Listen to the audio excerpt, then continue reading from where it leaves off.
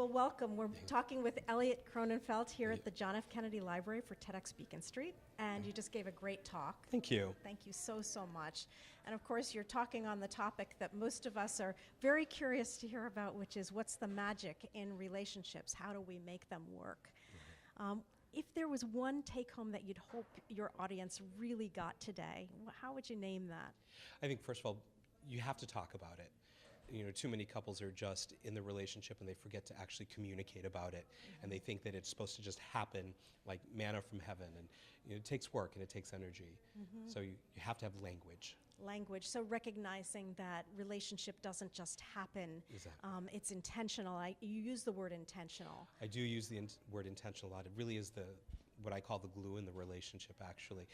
I always tell people that the two things that really hold a relationship together are intention and curiosity. Beautiful. Yeah. How would you define curiosity? That's interesting. How do you see that in action that you cultivate in your couples? Well, one of the things is I ask them how they would see curiosity. How would you know that your partner was still curious about you? Because, part of curiosity means that your partner hasn't taken you for granted. And curiosity means that there's still room for you to influence each other. And there's still room to say, there's something new about you I don't know. And so, I ask couples a lot, how would you know your partner was curious about you? And how do you want to show curiosity to your partner? And that's a unique language between each couple. And I have to say, those are such great questions. I don't know that anyone's ever asked me that, or I've ever asked another person that quite that way, but we all know when someone's curious about us and when someone's stopped seeing us. That's right. And oftentimes when somebody first comes to my office, that's the first thing they say is, I feel like I'm no longer being seen. There was a period of time in this relationship where I felt like I was valued, that I was seen, that what I brought to the relationship had weight, and now I just feel like, I'm taken for granted, and I'm just like part of the furniture now. Right, and I would imagine that the other half of that couple says, yeah, me too. Me too. Right. So that's endemic to a relationship that's endured for a certain period of time.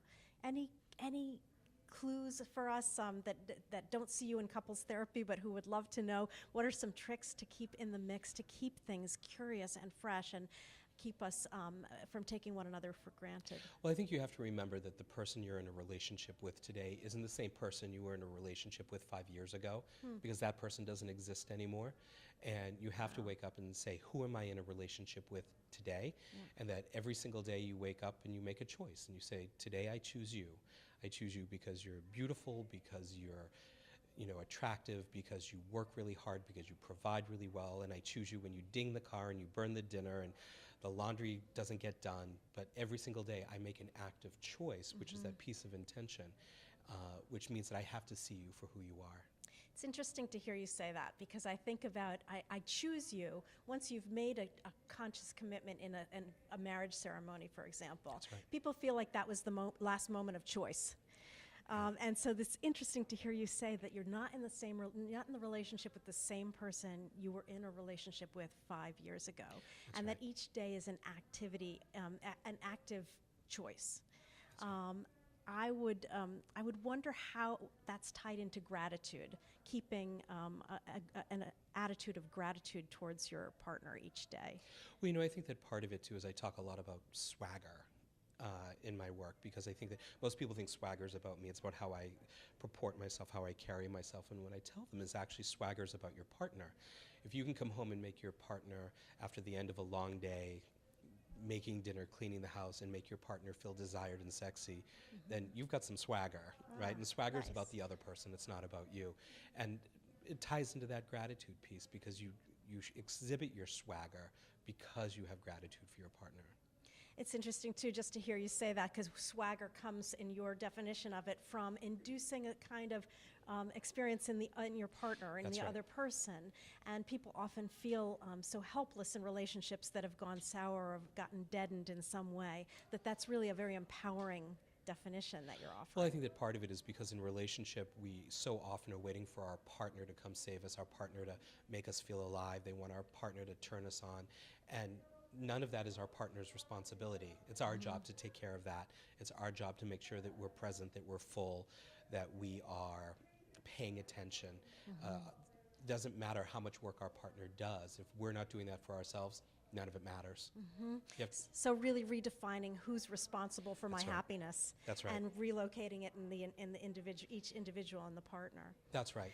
I loved how you used the spectrum and each element of the spectrum, and really giving people a visual frame, also with using the continuum for them to place themselves and then start a dialogue. And I'm wondering how that came into your practice, if that's something that came from your experience in working with couples or trying to delineate that, and also whether you use that on a regular basis, the actual visual spectrum. I'd use it all the time, actually, and I actually created that through work with my couples.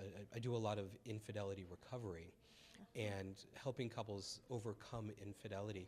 One of the things we realize is that the pain in infidelity isn't in the sexual. The pain in infidelity is often in the social, it's in the familial, it's in the financial. That's where all of the recovery actually needs to be. The sexual part is actually very easy to overcome. And as we started doing this work, I started to realize that there was this model of monogamy and connection that nobody had talked about before. And that the more I worked with couples, the more I developed it until what you saw today. That's beautiful. Well, it's a much more fluid and complex way of understanding what it takes to be in relationship. And as you started, your opener was, who taught you how to be in a relationship? Yeah. Who taught you how to love? Right. And how you want to be loved? And I thought that was brilliant, because we don't get taught. And in a way, it seems like some of the work you do is that retroactive teaching. Here are different domains, different spectrums that we're operating on, and helping people to really think thoughtfully about how they want to navigate that.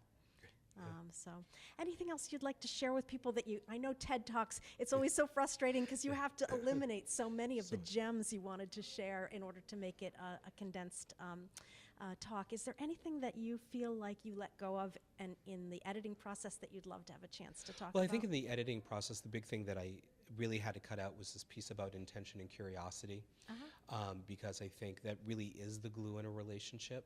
And when couples come to me because they're struggling, because they're not feeling connected, that whole piece around negotiated expectations, desired behaviors, and how we get our own individual needs met. They don't know how to be intentional, and they don't know how to be curious anymore, which when you can't be intentional and curious, you can't move into the conversation, because it becomes a defensive war. And we have to break down those walls so we can actually have an open conversation about it. Yeah, well, it sounds like you do fantastic work. You certainly gave a great talk today, so I want to appreciate what you're bringing to the world, and thank you so much. Thank you so much. All right. Bye-bye. Nice to see you.